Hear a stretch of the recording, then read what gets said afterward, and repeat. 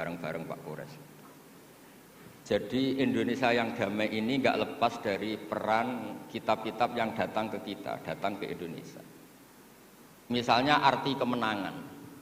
Arti kemenangan itu tafsir yang datang ke kita. Ini yang paling terkenal kan tafsir Munir, karangannya Syekh Nawawi Al-Jawi.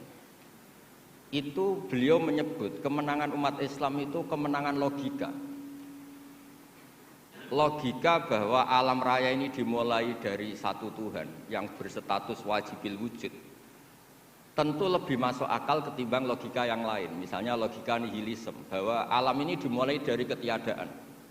Karena itu melahirkan satu teori ketiadaan menciptakan yang ada. Jadi nanti membingungkan, ada teori al-adamu yakhluqu maujudan. Sesuatu yang enggak ada itu menciptakan yang maujud. Itu tentu enggak ketemu nalar. Ini saya baca ya, nanti di tas Pak Kores. Awal makalah, saya baca Arabnya. Jadi yang pernah kuliah di Fakultas Syariah ini dosennya banyak yang santri saya ini, tapi nggak berani baca depan saya. Nanti kalau salah langsung dipecat sama Pak Rektor. Saya di sini itu mulai tahun 2000 sama Profesor Zeni. Dulu belum Rektor itu Pak Fatul Wahid. Tahu-tahu jadi atasan saya ini. Nggak bener, tapi nanti di akhirat atasannya saya lagi nanti. Karena yang bisa nyafaati itu orang hafal Quran itu, jadi harus. Saya baca ya. Kata Syekh Nawawi, wa may yatawallallaha wa rasulahu walladzina amanu fa inna hizballahi humul ghalibun. Siapa yang mempertuhankan Allah, mengikuti semua aturannya Allah, seterusnya terus pasukan Allah itu pasti menang. Ini ikut Al-Maidah 56. Wa may yattakhidhum awliya fin nusrah fa innahum junduwa wa junduwa humul ghalibun ala a'daihim bil hujjah. Fa innaha mustamirratun abadan amma bisaulah wa daulah faqat yuhlabun. Jadi kemenangan umat Islam yang permanen itu kemenangan logika. Kalau kemenangan perang, kemenangan bernegara, kemenangan sosial, orang Islam ya pernah kalah. Zaman Nabi Sugeng saja pernah mengalami kalah periode Mekah. Ketika periode Madinah juga pernah mengalami kalah di peristiwa perang Uhud. Tapi kalah-kalah sosial ini tidak ada pengaruhnya dengan kalah secara logika. Logika bahwa alam ini dimulai dari satu Tuhan wajibil wujud tentu lebih mudah dicerna. Makanya beliau ngendikan menang itu ala a'daihim bil hujjah fa innaha mustamirratun abadan, karena logika itu yang abadi. Artinya gini, ketika kita secara sosial ekonomi kalah, mungkin secara apa kalah, meskipun kita tidak ingin kalah, tapi jangan pakai ukuran itu. Nanti jangan-jangan ketika kita kalah kaya sama nyuwun sewu non muslim, atau kalah kaya sama yang sholat, buruhnya orang tidak sholat, yang sujud, buruhnya orang yang tidak sujud. Anda tidak perlu merasa kalah. Ketika Anda kerja dan tolabul halal, itu yang merintahkan Allah. Jadi Anda tidak pernah buruh di mata Allah, distatuskan tolabul halal, orang yang mencari apa? Halal, dan itu ibadah. Karena Islam hanya mengakui hukumnya Allah.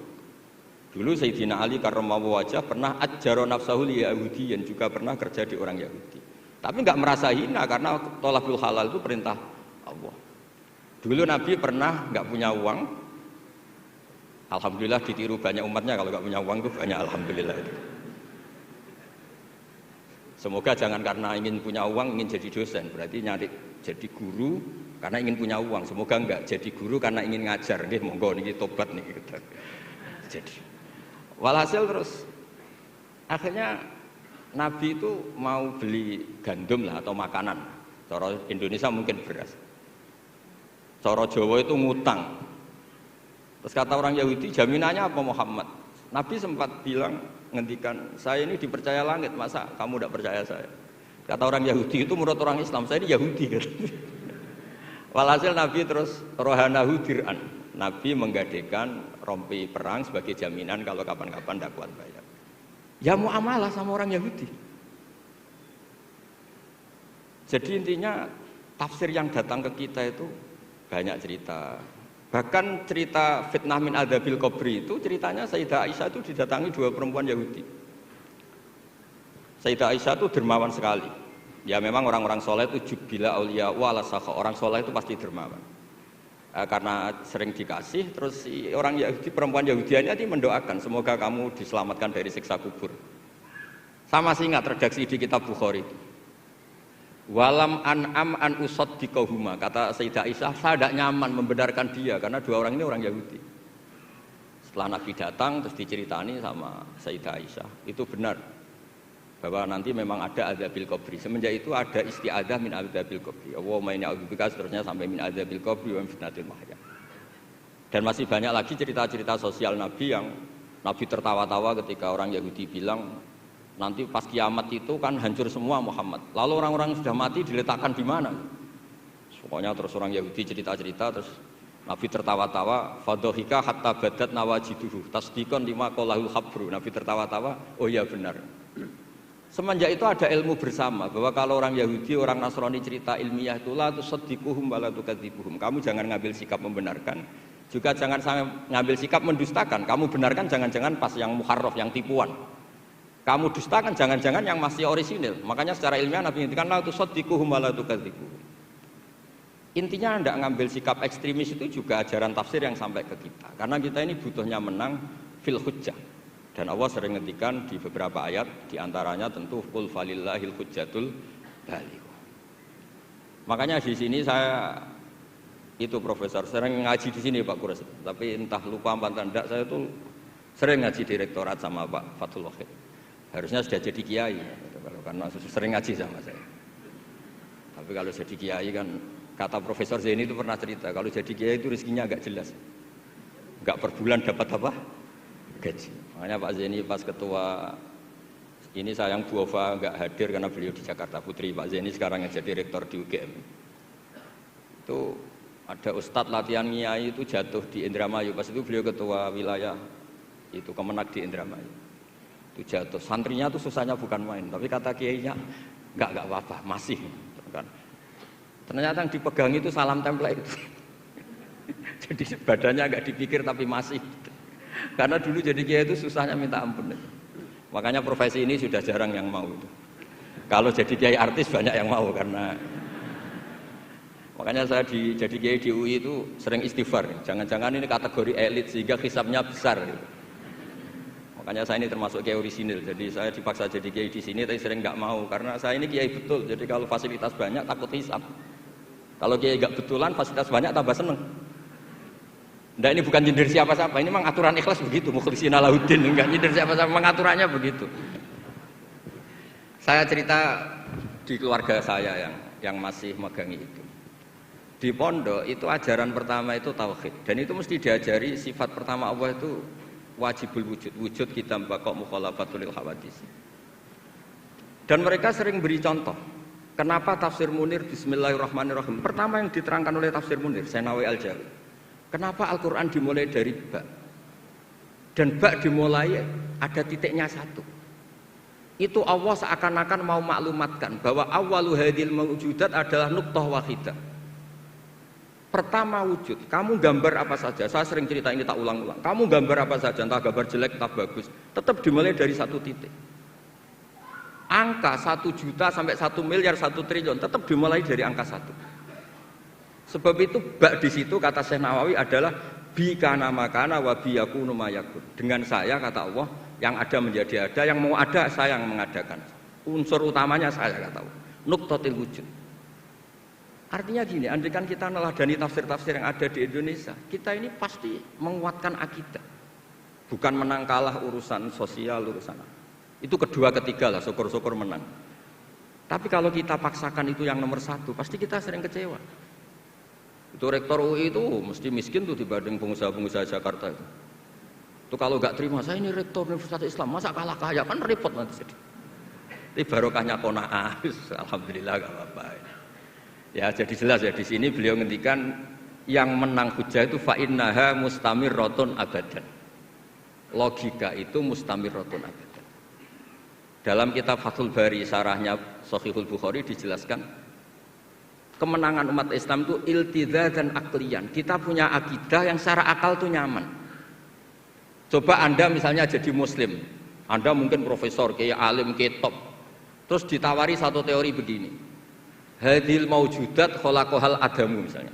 Ini yang alam nyata ini, penciptanya adalah ketiadaan. Kamu pusing 7 keliling. Ini gimana sesuatu yang ada kok penyebabnya Sebab itu dulu ada sahabat namanya Jubair bin Mut'im.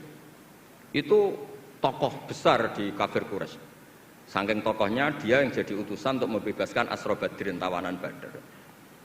Pas dia nginep di masjid nunggu ketemu Nabi, Nabi pas sholat maghrib baca wattur wa kitabim mastur fi raqqim mansur. Didengerin sama dia sampai pada ayat am khuliqu min ghairi syai'in am humul khaliqun. Masa alam raya yang seluas ini kemudian diciptakan tanpa sebab yang ada? Atau kamu-kamu yang enggak mengakui Tuhan itu kamu pencipta langit dan bumi? Am khalaqus samawati wal ard bal la yuqinun. Nangis dia. Nangis terus sungkem masuk Islam. Sampai ngendikan fakaan nama sudi qalbi. Sebagian riwayat kada qalbi ayatir, dengan logika yang dibangun Quran itu hampir habis, saya habis. Karena Quran sangat demokratis. Qul ara'aytum ma tad'una min dunillah aruni madza khalaqu minal ardi am lahum syirkun fis samawati. Kalau Anda merasa jadi Tuhan enggak apa-apa. Tapi tunjukkan reputasi Anda. Apa Anda menciptakan langit bumi? Apa ketika saya bikin langit kata Allah kamu ikut urun? Saya sering cerita apa kamu ikut nyumbang semen pas saya bikin langit? Enggak kan? Malah sebagian ayat Allah ngendikan ma asyadtuhum khalqas samawati wal ard. Mereka-mereka yang kamu Tuhan kan ketika aku bikin langit bumi, mereka di mana? Membantu saya apa kata Allah? Kok enak tahu-tahu jadi Tuhannya bumi, enggak ikut bikin, ikut jadi Tuhan gitu. Itu habis Jubair bin Mut'im. Akhirnya masuk Islam. Artinya gini, ketika Islam belum kuat, masih banyak ashabis sufa yang miskin, mondok saja numpang Nabi. Itu hujjahnya sudah menang. Makanya kata Syekh Nawawi, yang mesti menang itu hujjah fa innaha mustamirratun abadan.